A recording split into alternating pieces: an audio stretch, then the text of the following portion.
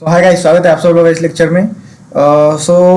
Shares and members का part है। C S executive हो गया, सी ए इंटर हो गया, सी ए में इंटर हो गया, या फिर फाउंडेशन में भी हो गया, सी ए सी ई टी हो गया, सी ए फाउंडेशन हो गया। शेयर्स एंड मेंबर्स जो कुछ भी लॉ सब्जेक्ट में आपको एक चैप्टर है उसका पूरा रिवीजन यहाँ पे इस लेक्चर के जरिए, इस रिवीजन लेक्चर के जरिए अपन लोग कवर करने वाले। इसका पार्ट ए का रिवीजन मैंने अपलोड कर दिया है। पार्ट बी का ये पूरा पीपीटी के पूरे इन द फॉर्म ऑफ पीपीटी उसका पार्ट बी का रिवीजन जो है वो हम लोग यहाँ पे करेंगे। सो पार्ट ए का अपन ने मॉड्यूल में से किया था, लेकिन देन मुझे रियलाइज़ हुआ कि एक तरीके से जो कुछ भी अपने को रिवाइज करना है सो पीपीटी के ज़रिए एक अच्छी तरीके से हो सकता है। मॉड्यूल से फिर बहुत सारा कंटेंट रहता है, बट उसको समराइज करके कहीं ना कहीं यहाँ पे डाला है।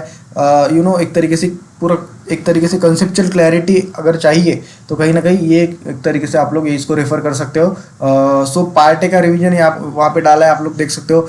ये पार्ट भी है, इसका पूरा आज नहीं होगा। थोड़ा ये अपना डिवाइस प्रॉब्लम दे रहा था। एक बेसिक डेफिनेशंस वगैरह मैं आप लोगों को यहाँ पे आज कवर कर दूंगा, and then part C third part करूंगा, उसमें पूरा का पूरा ही एक तरीके से चैप्टर बाद में एक तरीके से कवर कर दूंगा। पूरा का पूरा ही रिवीजन उसमें से कवर कर दूंगा, अपलोड कर दूंगा, ठीक है ना। सो आज अपन सिक्योरिटीज़ की डेफिनेशन हो गया, अपना प्रोस्पेक्टस हो गया, सेल्फ प्रोस्पेक्टस क्या होता है, रेड हेरिंग प्रोस्पेक्टस क्या होता है, अब्रिज प्रोस्पेक्टस क्या होता है, ये सारी चीज़ें अपन लोग यहाँ पे कवर करेंगे, ठीक है ना। सो यहाँ पे आप लोग देख सकते हो कि पार्ट बी मतलब पार्ट ए का मैंने लेक्चर ऑलरेडी अपलोड कर दिया है। विनीत देशपांडे यूट्यूब चैनल का नाम है, आप लोग देख सकते हो। उसको प्लेलिस्ट में भी डाला हुआ है, ये भी उसी प्लेलिस्ट में मैं डाल दूंगा, ठीक है ना। सो अभी हम लोग देखते हैं कि basic terms related to issue and allotment of securities, ठीक है ना। जब भी कोई कंपनी शेयर्स इशू करती है, इसको लोगों को अलॉट करती है, तो उसके टर्म्स क्या होते हैं, सारी डेफिनेशंस क्या होती है। सो सबसे पहले आता है सिक्योरिटीज़, ठीक है ना। तो सिक्योरिटीज़ की डेफिनेशन क्या है, सिक्योरिटीज़ क्या बोलता है। सिक्योरिटीज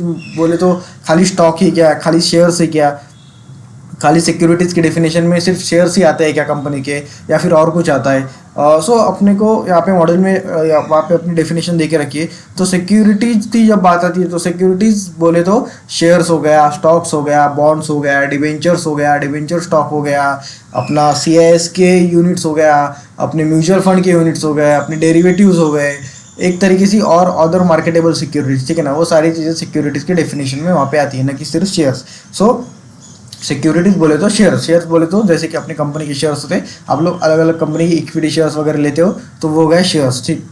उसके बाद में आता है बॉन्ड्स, ठीक है ना। तो बॉन्ड्स बोले तो जो कुछ भी कंपनी बॉन्ड्स इशू करती है, ठीक है ना, तो वो बॉन्ड्स जो कुछ भी इशू करती है और लोग वो बॉन्ड्स को लेते हैं तो कहीं ना कहीं वो भी सिक्योरिटीज़ की डेफिनेशन में आता है। देन आता है अपना डिवेंचर्स।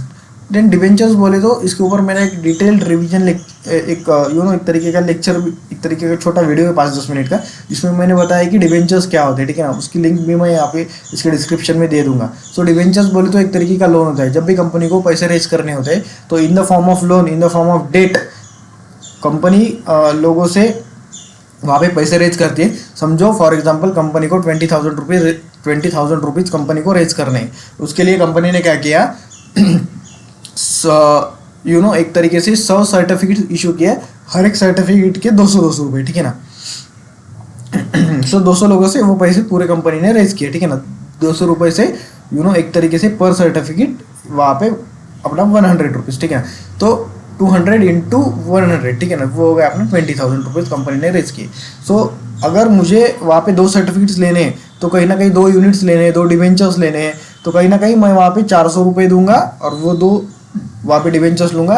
मतलब मैंने जो 400 रुपये कंपनी को दिए वो एक तरीके के इन द फॉर्म ऑफ लोन दिए, मैंने कंपनी को लोन दिया। उसके बदले में कंपनी ने मुझे एक एक्नॉलेज किया, वो एक्सेप्ट किया by the way of giving me the debenture certificate that is stated the in which it is stated that I have given the I have given the 400 rupees to the company in the form of loan which is repaid on the specified date at the specified rate of interest, ठीक है ना। सो ये होता है debenture certificate. सो debenture certificate मतलब company जब लोगों से लोन लेती है उसके बदले में एक तरीके के एक्नॉलेज करती है, एक तरीके का सर्टिफिकेट इशू करती है कि ये बंदे से हम लोगों ने इतना लोन लेके रखा है, उसकी मैच्योरिटी डेट ये है, उसका रेट ऑफ इंटरेस्ट ये टाइम पे पेड होगा। सो इसे कहा जाता है डिवेंचर्स, इसे कहा जाता है डिवेंचर। जो कुछ भी बंदे वो वहाँ पे सर्टिफिकेट वो डिवेंचर सर्टिफिकेट कंपनी से लेते हैं उन्हें कहा जाता है डिवेंचर होल्डर्स, ठीक है ना। एंड सेक्शन 71 के हिसाब से उस तरीके वहाँ पे कंपनी जो है वो वहाँ पे डिबेंचर्स इशू कर सकती है। वो सारी चीज़ें भी अपन लोग वहाँ पे कंपनी लॉ में पढ़ेंगे, ठीक है ना। सो ये होता है डिबेंचर्स। सो बेसिकली अगर बात करी जाए तो डिबेंचर्स बोले तो एक तरीके का लोन, जो कुछ भी बाहर वाले बंदे कंपनी को देते हैं, एंड उसके बदले में कंपनी उनको एक सर्टिफिकेट देती है कि हम लोगों ने आपसे इतना इतना पैसा लिया है, वो इतने इतने टाइम बाद इतने इतने रेट ऑफ इंटरेस्ट के साथ एट मैच्योरिटी हम लोग वो eight specified after specified period of time company वहाँ पे वो सारा पैसा अपने को वापस करेगी। सो ये होता है डिबेंचर्स। सो सिक्योरिटीज़ के डेफिनेशन में आता है शेयर्स हो गया, स्टॉक्स हो गया, बॉन्ड्स हो गए। उसके बॉन्ड्स भी एक तरीके का लोन ही है, ठीक है ना। उसके बाद में आता है अपना अदर मार्केटेबल सिक्योरिटीज, अपना डेरिवेटिव। उसके बाद में आता है यूनिट्स ऑफ सीआईएस बोले तो कलेक्टिव इन्वेस्टमेंट स्कीम, कोई स्कीम जो किसी पर्पज़ के लिए एक तरीके से सब लोगों से पैसे इकट्ठा करती है और वो स्कीम में कहीं ना कहीं इन्वेस्ट करती है। सो एज लाइक कंपनी के शेयर्स होते हैं, सीआईएस के यूनिट्स होते हैं। एज लाइक कंपनी के शेयर्स होते हैं, उसी तरीके से म्यूचुअल फंड के यूनिट्स होते हैं। सो ठीक है ना। उसके बाद में आता है अपना डेरिवेटिव। सो डेरिवेटिव बोले तो ऐसा डेरिवेटिव जिसकी प्राइस एक अंडरलाइंग असेट के ऊपर उसकी प्राइस वहाँ पे डिटरमाइन होती है, ठीक है ना। सो अंडरलाइंग असेट क्या होता है, समझो आपका करेंसी डेरिवेटिव है, तो करेंसी डेरिवेटिव मतलब उसके अंडरलाइंग असेट हो गए करेंसी, ठीक है ना। सो करेंसी की प्राइस जैसे फ्लक्चुएट होगी उसी तरीके से वो अपने करेंसी डेरिवेटिव की प्राइस वहाँ पे फ्लक्चुएट होंगी। सो अंडरलाइंग असेट के हिसाब से उसकी प्राइस वहाँ पे डिटरमाइन होती है। सो इसे कहा जाता है डेरिवेटिव। सो आप लोग देखते होंगे कि कॉल ऑप्शन, पुट ऑप्शन, ये सारी चीज़ें क्या है, ये सारी चीज़ें वही है जो जिसकी प्राइस उसके अंडरलाइंग असेट से वहाँ पे डिसाइड होती है, उसे कहा जाता है डेरिवेटिव, ठीक है ना। सो ये सारी चीज़ें है शेयर्स। सो सिक्योरिटीज़ के डेफिनेशन में क्या आता है, share, stocks, bonds, debentures, other marketable securities, units of CIS, units of mutual fund, derivatives, ये सारी चीज़ें सिक्योरिटीज़ के डेफिनेशन में आती है, न कि सिर्फ शेयर्स, ठीक है ना। तो यही सारी चीज़ें यहाँ पे अपने को देखे रखिए। उसके बाद में आता है प्रॉस्पेक्टस। प्रॉस्पेक्टस मतलब क्या, आप लोगों को बताया कि आप लोगों ने 11th-12th हो गया, बीकॉम में आप लोगों ने किसी कॉलेज में गए होंगे, कहाँ पर भी एडमिशन लिए वाला रहेगा, ठीक है ना। सो वहाँ पे आप लोग जब एडमिशन के लिए गए, सो कहीं ना कहीं आप लोगों ने वहाँ का वो कॉलेज का प्रॉस्पेक्टस लिया। प्रॉस्पेक्टस मतलब वो उसमें क्या चीज़ें थी, उसमें पूरी कॉलेज की इंफॉर्मेशन थी, एक तरीके का वो कॉलेज कौन कौन से कोर्सेज ऑफर करता है, उसकी फ़ीस क्या है, उसका स्ट्रक्चर क्या है, वो कोर्स कितने साल का है, उनके सारे टीचर्स कौन हैं, वो कॉलेज का बैकग्राउंड क्या है, वो कॉलेज में कौन कौन से कोर्सेज ऑफर किए जाते हैं, वो सारी चीज़ें कहीं ना कहीं वो अपने प्रोस्पेक्टस में रहती है। इन द सेम लाइन जब कंपनी प्रोस्पेक्टस इशू करती है, जब कंपनी लोगों से फंड रेज करती है, तो कहीं ना कहीं कंपनी की इंफॉर्मेशन, कंपनी क्या बिजनेस करती है, कंपनी किसकी है, उसके डायरेक्टर्स कौन है, उसके प्रोमोटर्स कौन है, उसके शेयर होल्डर्स कौन है, वो उसकी बिजनेस एक्टिविटी क्या है, वो कितने सालों से उसका विजन क्या है, उसका मिशन क्या है, उसका मोटो क्या है, उसके एम्प्लॉयज़ कितने हैं, उसके प्लांट्स कितने जगह पर है, ये सारी चीज़ें, वो कितना फंड रेज करना चाहती है, वो कितने शेयर्स में डिवाइडेड है, वो फंड वहाँ पे एक तरीके से किस चीज़ में वो कंपनी डालने वाली है, उसका फ्यूचर प्रोस्पेक्टस क्या है, वो सारी चीज़ें कहीं ना कहीं एक तरीके से प्रोस्पेक्टस में दिए वाली रहती है। मतलब कंपनी की सारी इंफॉर्मेशन एंड कंपनी कहाँ पे अपने पैसे लोगों से रेज किए वाले डालने, कंपनी को किस एरिया में वो सारे पैसे डालने हैं ताकि कंपनी को आगे बिजनेस एक तरीके से एक्सपांड करना है। सो ये सारी चीज़ें प्रोस्पेक्टस में दिए वाली रहती है। सो जब भी कंपनी वहाँ पे आईपीओ लाती है, इनिशियल पब्लिक ऑफर हो गया, या फिर लोगों से वहाँ पे एक तरीके से फंड रेज कर दिए, सो कहीं ना कहीं प्रोस्पेक्टस वहाँ पे इशू किया जाता है। सो ये प्रोस्पेक्टस मतलब क्या, यहाँ पे अपने को देखे रखा है, ठीक है ना। In general parlance, prospectus refers to an information booklet or offer document on the basis of which an investor invests in the securities of an issuer company. It has been defined under section 2 subsection 70 so as to mean any document described or issued as a prospectus and includes a red herring prospectus referred in section 32 or self prospectus referred in section 31 or any notice, circular, advertisement or other document inviting offers from public for the subscription or purchase of any securities of a body corporate. मतलब एक तरीके का, जैसे कि मैंने बोला कि एक तरीके का इंफॉर्मेशन या फिर बुकलेट, जो कुछ भी एक तरीके से रेफर किया जा सकता है कि जो कुछ भी एक इश्यू, जो कुछ भी बंदा वो अपनी कंपनी में पैसे डालने वाला है, वो एक तरीके से सबसे पहले वहाँ पे वो बुकलेट, वो इन्फॉर्मेशन वहाँ पे रेफर करता है ताकि उसे पता चल सके कि कंपनी का बिजनेस क्या है, कंपनी क्या करती है, कंपनी पैसे किस एरिया में डालने वाली है। सो यहाँ पे आप लोग देख सकते हो कि इन्फॉर्मेशन और बुकलेट और ऑफर डॉक्यूमेंट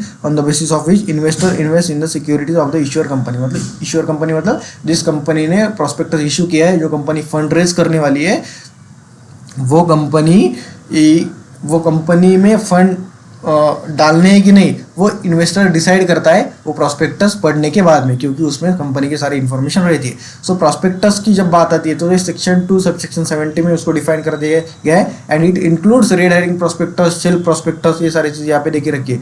ऐसा कौन सा भी डॉक्यूमेंट जो कुछ भी लोगों से वहाँ पे लोगों को इनवाइट करता है एक तरीके से कि भैया आप मेरे कंपनी में आओ, मेरी कंपनी में पैसा डालो, उसे भी अपन लोग प्रॉस्पेक्टस कहेंगे। मतलब अगर समझो कोई कंपनी ने प्रॉस्पेक्टस इशू न करते हुए कोई सर्कुलर, कोई नोटिस, कोई एडवर्टाइजमेंट वहाँ पे इशू कर दिया कि भैया मैं यहाँ पे इतने इतने पैसे या वहाँ पे मेरी कंपनी को चाहिए इतने इतने पैसे, हम लोग ये बिजनेस में डालने वाले हैं। सो कहीं ना कहीं आप लोग जो है वहाँ पे एक तरीके से आप लोग जो है वो मेरी कंपनी में वहाँ पे एक तरीके से इन्वेस्ट कर सकते हो। सो ऐसा कौन सा भी डॉक्यूमेंट अगर कंपनी इशू करती है सो उसको भी अपन लोग वहाँ पे प्रॉस्पेक्टस कहेंगे, ठीक है ना। मतलब जरूरी नहीं कि वो पूरा फॉर्मेट में ही पूरा प्रॉस्पेक्टस करके ही वो इशू करे।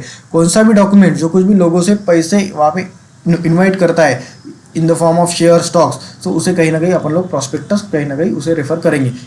And it includes red herring prospectus and self prospectus, ठीक है ना। तो ये दोनों चीज़ क्या है, रेड हायरिंग एंड सेल्फ, उसको वो भी अपन लोग यहाँ पे अपन लोग यहाँ पे देखेंगे, ठीक है ना।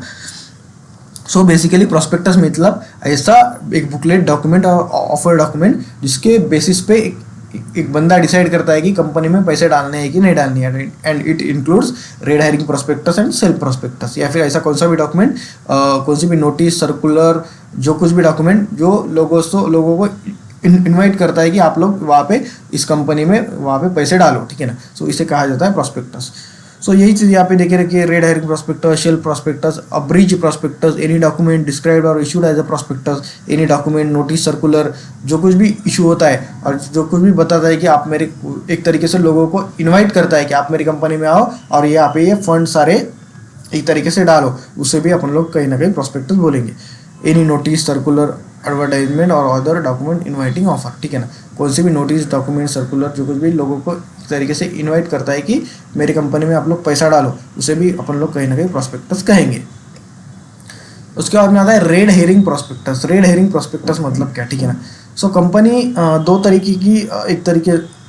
तरीके से इशू ला सकती है। एक होता है fixed price issue. Fixed price issue बोले तो कंपनी ने बोला कि कंपनी को वहाँ पे 20,000 रुपीज़ रेज करने हैं फॉर एग्जांपल। उसके लिए कंपनी ने बोला कि वो जो है वो 200 शेयर्स इशू करेंगी विथ 100 रुपीज़ का ईच शेयर, ठीक है ना। इसमें फिक्स प्राइस है, प्राइस फिक्स है, fix price issue, price fix है 100 रुपीज़। अगर आपको शेयर लेना है तो आपको 100 रुपीज़ पे करने पड़ेंगे, ठीक है ना। सो ये होता है फिक्स प्राइस इशू। सेकंड होता है बुक बिल्डिंग इशू, ठीक है ना। अगर कंपनी फिक्स प्राइस इशू से ना आते हुए अगर बुक बिल्डिंग इशू से है तो बुक बिल्डिंग इशू में कहीं ना कहीं बीड दिए वाली रहती है, ठीक है ना। जैसे कि यहाँ पे प्राइस बोली थी कि 100 रुपीज़ का शेयर है, 100 अगर आपको शेयर लेना है तो 100 रुपीज़ पे करने पड़ेंगे, वैसे ये फिक्स प्राइस में होता है। On the other side book building में कंपनी बीड देती है कि अगर समझो 100 से 120 की बीड है, अगर आप लोगों को शेयर के लिए अप्लाई करना रहे तो 100 से 120 के बीच में आप लोगों को अप्लाई करना पड़ेगा। मतलब अगर समझो कंपनी के 200 शेयर्स है, आप लोगों को समझो वहाँ पे 100 शेयर्स चाहिए, ठीक है ना। तो यहाँ पे प्राइस फिक्स नहीं है, कंपनी ने एक तरीके के बीड दे के रखी है कि इस रेंज में आप लोग इस रेंज में वहाँ पे आप लोग जो है अपना एप्लीकेशन डाल सकते हो 100 से 120, ठीक है ना। सो 100 से 120 की प्राइस रेंज है, ठीक है ना। तो आप लोग आप लोगों को समझो अगर वहाँ पे 100 शेयर्स चाहिए, 100 शेयर्स के लिए आप लोगों ने 100 पे अप्लाई किया या फिर 101 पे किया या फिर 110 पे किया या फिर 120 पे किया। सो 120 एक रेंज दिए वाली रहती है, उस रेंज में समझो 100 से 120 की रेंज, उस रेंज में कहीं ना कहीं आप लोगों को अप्लाई करना है। समझो आप लोगों ने किया 120 पे इंटू आप लोगों को जितने शेयर्स चाहिए उतने शेयर्स, ठीक है ना। आप लोगों को समझो चाहिए 100 shares maximum available, maximum issued by company subject to, ठीक है ना। जो आप लोगों को वहाँ पे 100 शेयर्स चाहिए इंटू आप लोगों ने 120 पे अप्लाई किया, ठीक है ना। सो ये हो गया आपके 12,000 रुपये, 12,000 रुपीज़। सो ठीक है ना। सो ये होता है बुक बिल्डिंग इशू। मतलब वहाँ पे वहाँ पे अपने को एक कंपनी ने बिड दिए वाली रहती है, एक रेंज दिए वाली रहती है। उस रेंज में जब आप लोग शेयर्स के लिए अप्लाई करते हो, उस प्राइस रेंज में जब शेयर्स के लिए अप्लाई करते हो, तो उसे कहा जाता है एक तरीके से, उसे कहा जाता है एक तरीके से क्या बोल सकते हैं, बुक बिल्डिंग में। सो ठीक है ना। सो जब बुक बिल्डिंग में कंपनी प्रोस्पेक्टस इशू करती है तो उसे कहा जाता है रेड हेरिंग प्रोस्पेक्टस, ठीक है ना, red herring prospectus. So fix price में अगर प्राइस फिक्स है और कंपनी प्रोस्पेक्टस इशू करती है तो उसे कहा जाता है प्रोस्पेक्टस, या फिर कोई भी ऑफर डॉक्यूमेंट जो कुछ भी लोगों से एक तरीके से लोगों को इन्विटेशन दे रहा है कि भैया आप लोग वहाँ पे मेरे कंपनी में पैसे डालो, तो उसे कहा जाता है प्रोस्पेक्टस। और जब बुक बिल्डिंग एक प्राइस रेंज दिया वाला रहता है कि 100 से 120 के बीच में आप लोगों को अप्लाई करना है इनटू नंबर ऑफ शेयर्स आप लोगों को जितने चाहिए subject to maximum issued by the company, ठीक है ना। तो उस टाइम पे जो डॉक्यूमेंट इशू किया जाता है उसे कहा जाता है red herring prospectus, red herring prospectus. यहाँ पे भी आप लोग वहाँ पे भी आप लोग यहाँ पे देख सकते हो। सो ठीक है ना, red herring prospectus referred in section 32, ठीक है ना। तो सेक्शन 32 ऑफ कंपनीज एक्ट में रेड हेरिंग प्रोस्पेक्टस के बारे में जिक्र किया हुआ है। सो इसकी डेफिनेशन क्या है? Red herring prospectus means a prospectus which does not include the complete particulars of the quantum or price of the securities included therein. Under explanation to section 32, in simple terms, a red herring prospectus contains most of the information pertaining to the company's operations and prospectus, but does not include key details of the issue such as price and number of shares offered. मतलब उसमें सारी तरीके से company के operations की सारी तरीके से इंफॉर्मेशन दिए वाली रहती है, बट वो प्राइस फिक्स नहीं रहता और क्वांटम फिक्स नहीं रहता। सो यहाँ पे रेड हेरिंग प्रोस्पेक्टस और फिक्स प्राइस के प्रोस्पेक्टस में डिफरेंस है कि इसमें प्राइस फिक्स नहीं रहता, इसमें यहाँ पे एक बीड दिए वाली रहती है। सो यही चीज़ है। Timelines for the issue. According to Section 32 of the Companies Act 2013, a company proposing to make an offer of securities may issue a red herring prospectus prior to the issue of prospectus, ठीक है ना। तो prospectus issue करने से पहले company को red herring prospectus वहाँ पे इशू करना रहता है। सी जो कुछ भी बंदे हाईएस्ट प्राइस पे अप्लाई करेंगे, अल्टीमेटली कंपनी उनको ऑफर करेगी शेयर्स, ठीक। सी एक बात समझिए, आप लोगों को समझो आप लोगों की घर की कोई प्रॉपर्टी बेचनी है, ठीक है ना। आप लोगों को समझो आप लोगों की कोई बाइक बेचनी है, ठीक है ना। आप लोगों ने दिया कि भाई 4 से 4.5 लाख में एक कार अपने को, समझो बाइक नहीं समझो कार बेचनी है, 4 से 4.5 लाख में एक कार अपने को सेल करनी है। आप लोग किसको बेचोगे? जो बंदा 4.5 लाख रुपए देगा उसी को बेचोगे, या फिर जो बंदा 4 लाख रुपए देगा उसको बेचोगे? ऑब्वियस है, जो बंदा 4.5 लाख रुपए। इसी तरीके से कंपनी ने जब शेयर्स इशू किए, कंपनी ने जब प्राइस रेंज दिए कि 100 से 120 के बीच में आप लोगों को वहाँ पे अप्लाई करना है, सो जो बंदे 120 रुपीज़ देंगे कंपनी उन्हीं को शेयर्स करेगी ऑफर। कंपनी ने समझो यहाँ पे 200 शेयर्स वहाँ पे कंपनी ने इशू करे थे, इंटू 100 एंड 120 की वहाँ पे कंपनी ने अपने को बीड दी थी। सो ठीक है ना। सो 100 एंड 120 की कंपनी ने अपने को बीड दी थी, 200 शेयर्स वहाँ पे इशू करे थे। सो एक बंदे ने 100 शेयर्स के लिए अप्लाई किया 120 पे, तो कंपनी उसी को करेगी अप्लाई। देन कंपनी के पास देन अभी 100 शेयर्स वो बंदे को 120 पे कर दिए, देन कंपनी के पास बचे 100 शेयर्स। एक बंदे ने 50 शेयर्स के लिए अप्लाइड किया 118 पे, ठीक है ना। तो वहाँ पे वो 50 शेयर्स उसको दिए जाएंगे, फिर उसके बाद में रहे 50 शेयर्स, ठीक है ना। तो एक बंदे ने अप्लाई किया 110 पे, एक बंदे ने किया 111 पे, ठीक है ना। सो कंपनी किसको देगी? कंपनी वो रहे वाली 50 शेयर्स जो बंदे ने 110 पे अप्लाई किया उसको देंगी, या फिर जो बंदे ने 111 पे अप्लाई किया उसको देंगी। ऑब्वियस सी बात है, जो बंदे ने 111 पे अप्लाई किया उसको देंगी। कंपनी को जो बंदा ज़्यादा पैसे देगा उसी को कंपनी इशू करेगी। अल्टीमेटली ये कंपनी का बिजनेस है। उसी तरीके से कंपनी के शेयर की प्राइस बढ़ेगी। सो कहीं ना कहीं जो बंदा ज़्यादा पैसे देगा उसी को वो शेयर्स वहाँ पे अलॉट किए जाएंगे subject to the availability of shares, ठीक है ना। सो यही चीज़ यहाँ पे बोल के रखिए। So timeline of the filing with ROC. Such company proposing to issue a red herring prospectus shall file it with the register at least 3 days prior to the opening of subscription list and list of offer, ठीक है ना। सो जो कुछ भी company वहाँ पे book building issue लाती है तो उसको 3 days प्रायर यहाँ पे देके रखा है, issue red herring prospectus shall file with the registrar, मतलब registrar of company ROC at least 3 days prior to the opening of subscription list. मतलब जो कुछ भी आपका इशू ओपन होने वाला है उसके 3 days प्रायर, 3 वर्किंग डेज, ठीक है ना। तो आपको ये एक तरीके से ROC के साथ में जब भी आप लोगों का अप्रूवल आ जाए जब भी आप लोगों का सेबी का अप्रूवल आ जाए तो उसके बाद में आपका उसके 3 डेज प्रायर, जब भी आपका इशू ओपन होने वाला है उसके 3 डेज प्रायर कहीं ना कहीं आप लोगों को आरओसी के साथ ये डॉक्यूमेंट फाइल करना रहता है, ठीक है ना। Other conditions, red herring prospectus shall carry the same obligation as are applicable to the prospectus, and any variation between the red herring prospectus and prospectus shall be highlighted as variations in the prospectus. Upon the closing of an offer of securities under this section, the prospectus stating therein the total capital raised, whether by way of debt or share capital, यहाँ पे date मतलब loan, ठीक है ना, and the closing price of the securities and any other details as are not included in the red herring prospectus and shall be filed with the register and the securities and exchange board. मतलब जो कुछ भी आपके एक तरीके से आपके prospectus and red herring prospectus में सेम चीज़ें होनी चाहिए।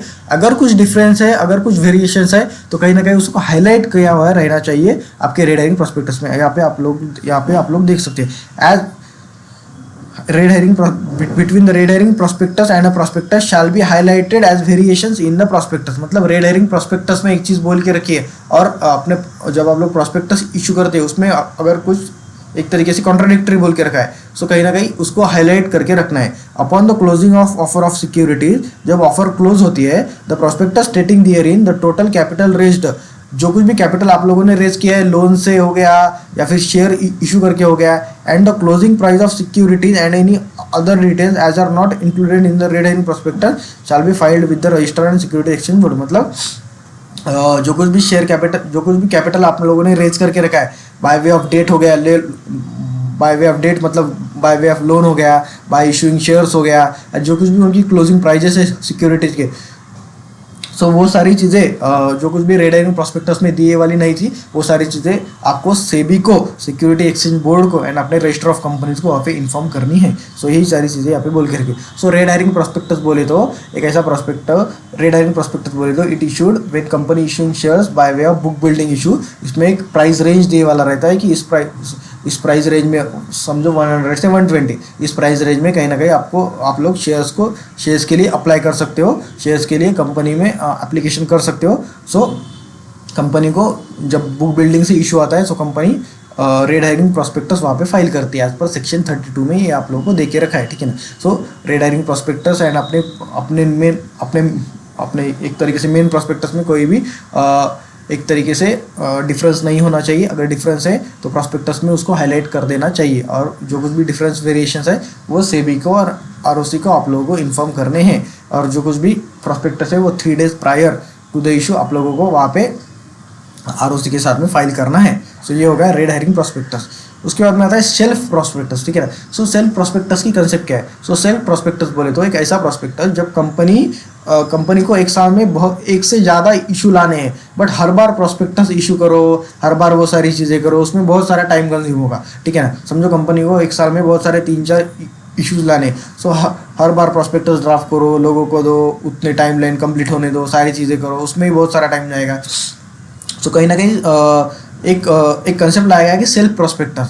सर समझो आप लोगों को एक साल में अगर वो एक से ज़्यादा इशू लाने, समझो मिस्टर बी की कंपनी है, उनको एक साल में एक से ज़्यादा इशू लाने हैं, तो वो बोलता है कि भाई क्या है कि हर बार वो प्रॉस्पेक्टस करो, इशू उसके टाइमलाइन जान दो, उसको लोगों को इशू करो, मतलब जितना धंधा नहीं है, जितना लोगों से पैसे लेने में टाइम नहीं लग रहा, उतना तो वो सारे कंप्लाइंसेस करने में टाइम लग रहा है। सो कहीं ना कहीं एक सेल्फ प्रॉस्पेक्टस का कंसेप्ट वहाँ पे लाया गया है। सेल्फ प्रॉस्पेक्टस बोले तो एक ऐसा डॉक्यूमेंट जो एक बार आप लोग अगर वहाँ पे फाइल करते हो तो वो एक साल के लिए वहाँ पे वैलिड रहता है। सो एक साल में आप लोग उस डॉक्यूमेंट्स के अंडर कितने भी इशू वहाँ पे ला सकते हो, एक साल के लिए उसकी वैलिडिटी रहती है। आपको बार बार हर इशू पे प्रॉस्पेक्टस इशू करने की जरूरत नहीं है।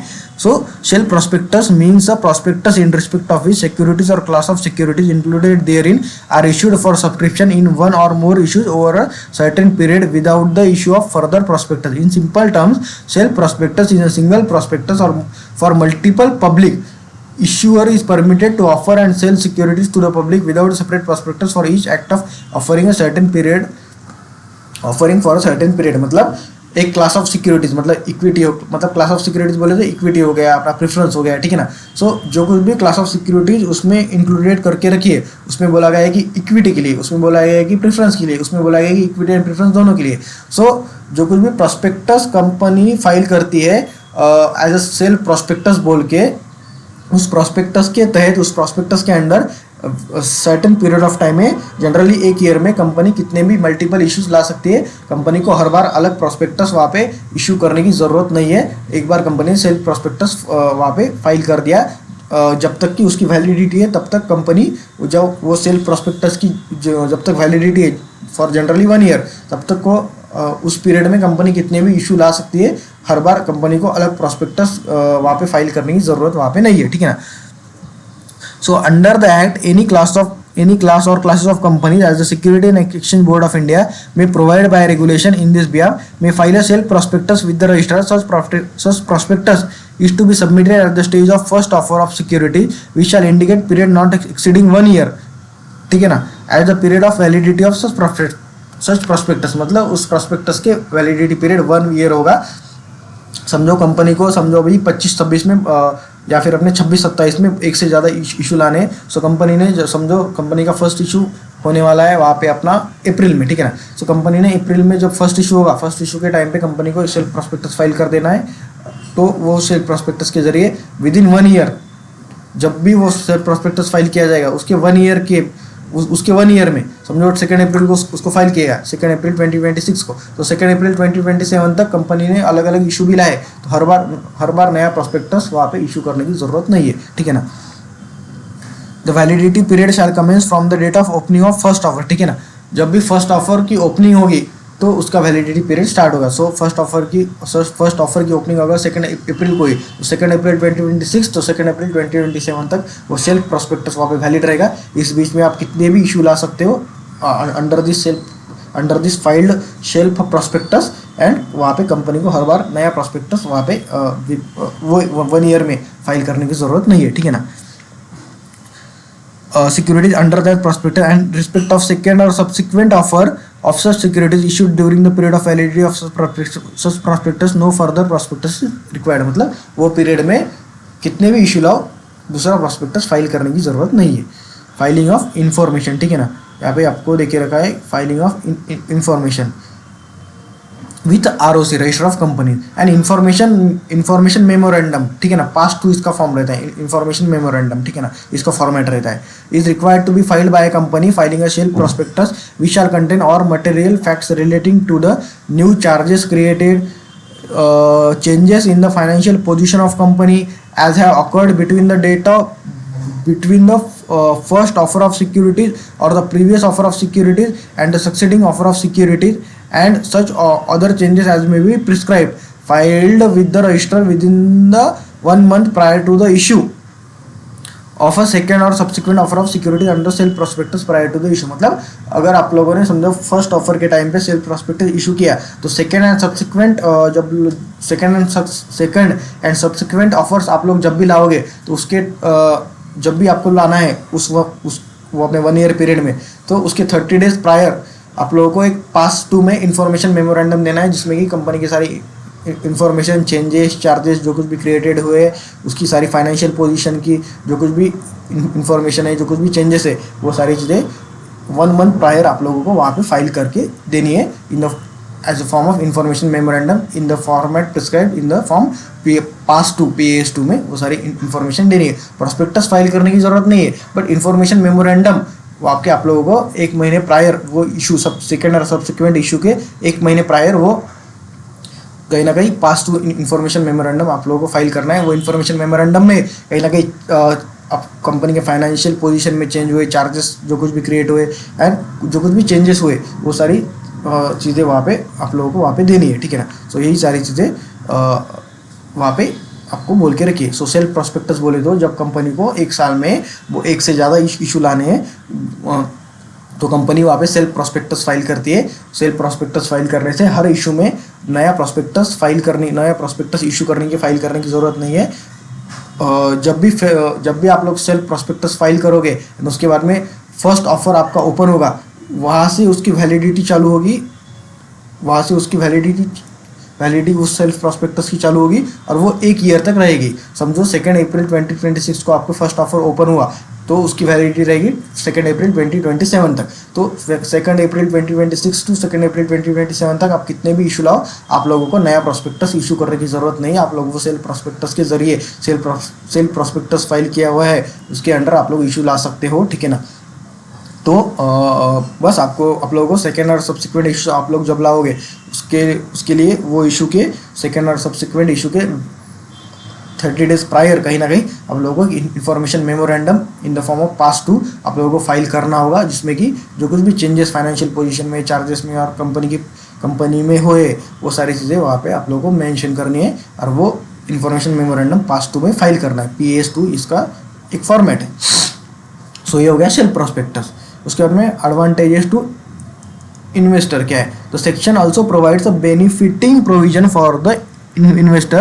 The proviso provides that where a company or any other person has received applications for the allotment of securities along with advance payment of subscription before making of any such change, the company or other person shall intimate changes to such applicants, and if they express a desire to withdraw their application, the company or other person shall refund all the monies received as subscription within 15 days thereof. मतलब अगर समझो कोई changes company की position में है तो कहीं ना कहीं कंपनी जो कुछ भी बंदों ने एक तरीके से कंपनी में पैसे डाल के रखे, तो कहीं ना कहीं वो लोग वहाँ पे विड्रॉ कर सकते हो पैसे, एंड कंपनी को उन लोगों को पैसे वहाँ पे विड्रॉ मतलब रिफंड देना पड़ेगा, ठीक है ना। वही चीज़ यहाँ पे बोल के section also provide benefit provision for the investor. The provide that where company और any other person has received application for the allotment of securities along with advance payments of subscription before making of any such change, the company or other person shall intimate the changes to such applicants। मतलब कुछ changes अगर आप लोगों ने समझो prospectus में बोला गया है कि कंपनी मैन्युफैक्चरिंग सेक्टर में पैसे डालेगी, देन कंपनी ने बोला कि नहीं कंपनी अभी किसी सर्विस सेक्टर में पैसे डालेगी। सो ये जो कुछ भी चेंज हुआ वो सारे एप्लीकेंट्स को कहीं ना कहीं आप लोगों को वहाँ पे इंटीमेट करना होगा। एंड अगर किसी 10% या लोगों से या समझो 10% या ज़्यादा लोगों ने उस पर ऑब्जेक्शन लिया तो कहीं ना कहीं वेरिएशन लिया और उन लोगों को कहीं ना कहीं आपके चेंज इन ऑब्जेक्ट से कहीं ना कहीं एक तरीके का ऑब्जेक्शन है, सो कहीं ना कहीं उनको पैसे रिफंड कंपनी को करने होंगे, ठीक है ना।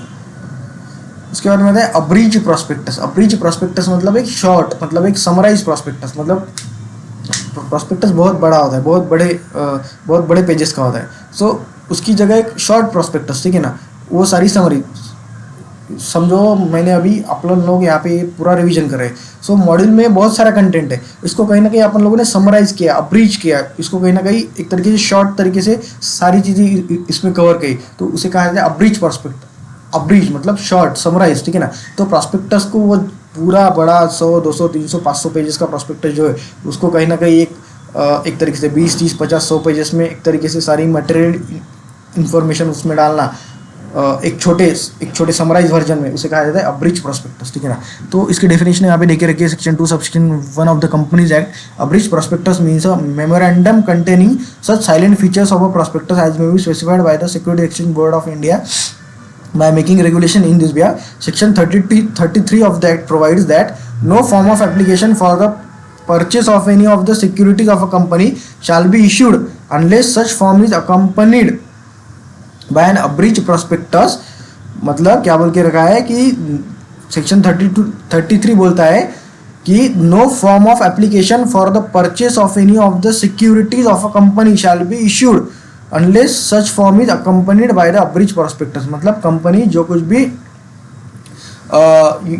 एक तरीके से एप्लीकेशन फॉर्म इशू करती है for the purchase of securities, वो अब्रीज प्रॉस्पेक्टस के साथ में होनी चाहिए, वो विदाउट अब्रीज प्रॉस्पेक्टस नहीं होनी चाहिए। मतलब जो कुछ भी एप्लीकेशन फॉर्म कंपनी देती है, ठीक है ना, शेयर होल्डर्स को, ताकि शेयर होल्डर्स वो फॉर्म फिलअप करके वहाँ पे शेयर्स के लिए अप्लाई कर सके, तो वो सारी चीज़ें कहीं ना कहीं अब्रीज प्रॉस्पेक्टस उसके साथ में देना पड़ेगा, ठीक है ना। जब तक आप लोग अब्रीज प्रॉस्पेक्टस नहीं दोगे एप्लीकेशन फॉर्म नहीं दे सकते। एज लाइक आप लोग कॉलेज में एडमिशन करने जाते हो तो एडमिशन के फॉर्म के साथ में आप लोगों को प्रॉस्पेक्टस भी दिया जाता है, ठीक है ना, वो छोटा सा बुकलेट भी दिया जाता है, तो कहीं ना कहीं उसमें वो सारी इन्फॉर्मेशन रहती है। सो जब भी कोई बंदा वहाँ पे एप्लीकेशन फॉर्म वहाँ पे परचेज करेगा उसके साथ में प्रॉस्पेक्टस भी रहता है, ताकि वो बंदे को समराइज वर्जन में सारे वो इशू की सारे वो इशू की वो अब्रिज प्रॉस्पेक्टस के जरिए समराइज इन्फॉर्मेशन मिल सके, वो कंपनी के ऑपरेशंस की सारी चीज़ें, उसके डायरेक्टर्स, प्रमोटर्स, शेयर होल्डर्स, जो कुछ भी है वो सारी इन्फॉर्मेशन उसको मिल सके। सो जब कंपनी जब भी शेयर एप्लीकेशन फॉर्म इशू करती है उसके साथ में अब्रिज प्रॉस्पेक्टस, अब्रिज बोले तो एक समराइज प्रॉस्पेक्टस, जो कुछ भी एक material information, silent features of prospectus उसमें दिए वाले रहे, ताकि वहाँ पे एक बंदा एक इन्फॉर्म डिसीजन ले सके कि उसको उस कंपनी में इन्वेस्ट करना है या नहीं है। तो एप्लीकेशन फॉर्म के साथ में एक अब्रिज प्रॉस्पेक्टस, समराइज प्रॉस्पेक्टस, जिसमें कि silent features of the prospectus, silent features of the company issue, silent features of the company, silent features of the proposed issue जिसमें दिए वाले हो वो भी कंपनी को इशू करना है। तो ये बोला गया है abridge prospectus. Exceptions: nothing contained aforesaid shall apply if it is shown that form of application was issued in connection with the bona fide invitation to a person to enter into an underwrite with respect to such securities or in relation to securities which were not offered to the public। ठीक है ना। Penalty: the penal provisions provide that a company which makes and default in complying with the provision shall be liable to penalty 50,000 rupees for each default। मतलब company ने इसमें अगर कोई भी default किया तो कहीं ना कहीं 50,000 रुपीज़ की ईच डिफ़ॉल्ट के लिए पेनल्टी लगेगी। इसका एक्सेप्शन है कि अगर अंडर राइटर जब एक तरीके से कंपनी के शेयर्स लेता है तो उस टाइम पे अगर प्रॉस्पेक्टस नहीं इशू किया तो भी चलेगा। यहाँ पे बोल के रखा है कि nothing opposite shall apply if it is shown that the form of application was issued, मतलब एप्लीकेशन फॉर्म इशू किया गया है in connection with the bona fide invitation to a person to enter into an underwrite with respect to such security. Underwrite मतलब जब भी आप लोगों को बताया कि कंपनी अगर कोई इशू करती है तो 90% लोगों ने वो शेयर्स लिए वाले रहने चाहिए। ठीक है ना। 90% उसका सब्सक्रिप्शन होना चाहिए, मतलब 100 शेयर इशू किए तो 90 शेयर्स वहाँ पे एक तरीके से सेल होनी चाहिए। अगर 90% शेयर सेल नहीं हुए तो कहीं ना कहीं कंपनी को सारे लोगों को विद इन 15 डेज सारा पैसा रिफंड करना रहेगा। इसके पीछे लॉजिक ये है कि अगर 90% भी एक तरीके से लोगों से 90% भी लोगों ने आपके शेयर्स लोगों ने 90% शेयर्स अगर आपके लोगों ने नहीं लिए तो कहीं ना कहीं जो कुछ भी ऑब्जेक्ट के लिए आप लोगों को वहाँ पे पैसे लगने वाले थे, आप लोगों को समझो मैन्युफैक्चरिंग सेक्टर में वहाँ पे कंपनी को ग्रो करना था, उसके लिए आप लोगों ने लोगों से पैसे लिए IPO के जरिए, बट आप लोगों ने 100 शेयर इशू किए बट 90% वो शेयर सब्सक्राइब नहीं हुए, 90% लोगों ने भी वो शेयर नहीं लिए। अगर 90% लोगों ने भी वो शेयर नहीं लिए तो कहीं ना कहीं जो कुछ भी आपका ऑब्जेक्ट है, समझो वो शेयर लिए 50% लोगों ने, जो कुछ भी आपका ऑब्जेक्ट है उसके लिए जो कुछ भी पैसे लगने वाले थे, समझो उसके लिए 100 रुपये लगने वाले थे और आप लोगों को सिर्फ 50 रुपीज़ ही मिले, मतलब 50% लोगों ने ही आपके शेयर्स को सब्सक्राइब किया, तो कहीं ना कहीं आपका ऑब्जेक्ट तो पूरा नहीं होगा। वो 50 रुपीज़ से आपको लगने वाले तो 100 रुपये थे, आपको मिले सिर्फ 50 रुपीज़। सो कहीं ना कहीं वो 50 रुपीज़ आप लोग अगर किसी सेक्टर में डालोगे फिर वो सफिशिएंट नहीं रहेंगे, फिर वो लोगों का पैसा डूबेगा। सो अल्टीमेट वहाँ पे अपना एक बोलता है कि 100 जितने भी पैसे चाहिए उसके 90% अगर आपको मिले तो ही आप लोग वहाँ पे प्रोसीड कर सकते हो।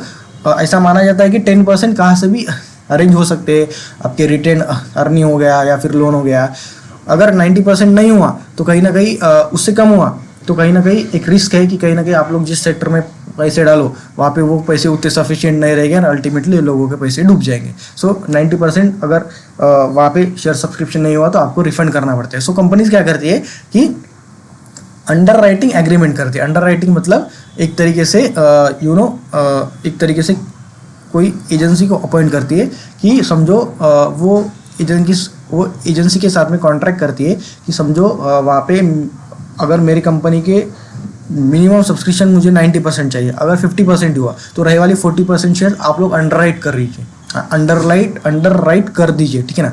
मतलब जितने भी 90% को कंप्लीट करने में जितने भी शेयर्स रहते या फिर 100% को कंप्लीट करने में जितने भी शेयर्स रहते उतने शेयर्स आप लोग अंडर राइट कीजिएगा, आप लोग लीजिएगा। सो मतलब जो कुछ भी एक तरीके का मिनिमम सब्सक्रिप्शन की वजह से 90% सब्सक्रिप्शन की वजह से जो कुछ भी पैसे रिफंड करने की नौबत आने वाली थी वो कहीं ना कहीं अब नहीं आएगी। समझो किसी कंपनी के 50% ही शेयर वहाँ पे सब्सक्राइब हुए तो रहे वाली 40% या 50% शेयर है वो अंडरराइटर वो एजेंसी वहाँ पे खरीद लेगी। सो कहीं ना कहीं 90% का सब्सक्रिप्शन हो गया और कंपनी को रिफंड नहीं करना पड़ेगा। सो ठीक है ना। सो ये हो गया under writing. So under writing के लिए जब आप लोग एप्लीकेशन फॉर्म इशू करते हो तब आप लोगों का एवरेज प्रोस्पेक्टस नहीं हुआ तो भी चलेगा। यह इसमें की कोई भी प्रोविजन अगर कंपनी ने वहाँ पे एक तरीके का उसमें डिफ़ॉल्ट किया तो कहीं ना कहीं 50,000 रुपीज़ का एक तरीके की पेनल्टी लगेगी। सो ये था average prospectus, shelf prospectus and अपना रेड हेरिंग प्रोस्पेक्टस।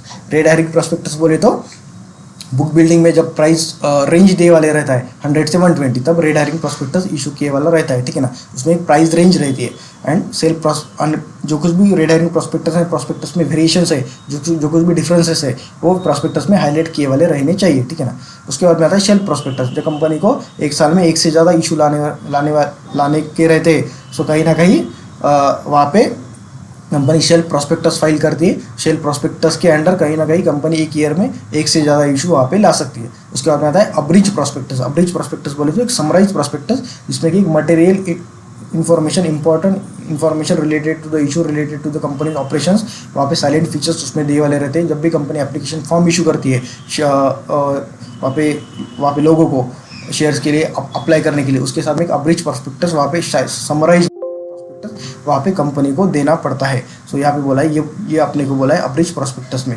बट जब कंपनी अंडर राइटर्स को फॉर्म इशू करती है, तब वहाँ पे समराइज प्रोस्पेक्टस नहीं दिया है, समराइज प्रोस्पेक्टस नहीं दिया तो भी चलेगा। क्यों? क्योंकि वो अंडर राइटर का और उनका कॉन्ट्रैक्ट हो रहा है, उनको पूरी कंपनी की एक तरीके से जब कॉन्ट्रैक्ट हुआ, तब पूरी कंपनी का बिजनेस का वो इशू का इंफॉर्मेशन, ऑपरेशंस का इंफॉर्मेशन वो अंडर राइटर एजेंसी के पास में ऑलरेडी है, तो ही जाके उन लोगों ने वहाँ पे उनके साथ में कॉन्ट्रैक्ट किया कि अगर आपके शेयर्स मिनिमम 90% से कम सब्सक्राइब हुए तो कहीं ना कहीं हम लोग वहाँ पे सब्सक्राइब करेंगे। सो अगर इन सारे प्रोविजंस में कोई भी डिफ़ॉल्ट हुआ तो इस डिफ़ॉल्ट के लिए 50,000 रुपीज़ की पेनल्टी वहाँ पे है। एंड सिक्योरिटीज़ के डेफिनेशन में share, stocks, bond, debentures, units of CS, collective investment scheme, units of mutual fund, derivatives, जो कुछ भी अंडरलाइन असेट से उसकी वैल्यू डिटरमाइन होती है। अगर आपका करेंसी डेरिवेटिव्स है तो करेंसी के हिसाब से, तो उसकी करेंसी हो गई उसकी अंडरलाइंग असेट। अगर आपका कमोडिटी डेरिवेटिव तो उसकी कमोडिटी हो गई उसका अंडरलाइंग असेट। अंडरलाइंग असेट के हिसाब से वो अपने एक तरीके से वो डेरिवेटिव की प्राइस वहाँ पे डिटरमाइन होती है, कॉल ऑप्शन, पुट ऑप्शन। सो ये सारी चीज़ें हम लोगों ने यहाँ पे देखी। उसके बाद का सारा ये पूरा रिवीजन इन डिटेल हम लोग यहाँ पे कवर करेंगे अपने नेक्स्ट पार्ट में। इसमें जो कुछ भी डाउट्स है आप डेफिनेटली कमेंट कीजिए, मैं डेफिनेटली आप लोगों को वहाँ पे सारे डाउट्स वहाँ पे एक तरीके से पूरे डाउट्स रिजॉल्व करूँगा।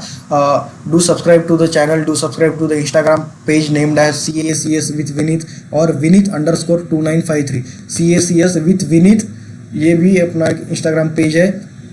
एंड विनीत VINEET पूरा स्मॉल में _2953 VINEET_2953 CACS with Vineet _2026।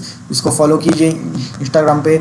Vineet Deshpande करके यूट्यूब चैनल है, इस पर भी ये सारे 11th 12th हो गया, CACS हो गया, लॉ हो गया, सारी चीज़ें सारे रिवीजन लेक्चर मैं यहाँ पे अपलोड करूँगा। So do subscribe to the channel. Short video, financial information, financial knowledge, सारी चीज़ें यहाँ पे मैं अपलोड करने की कोशिश करूँगा।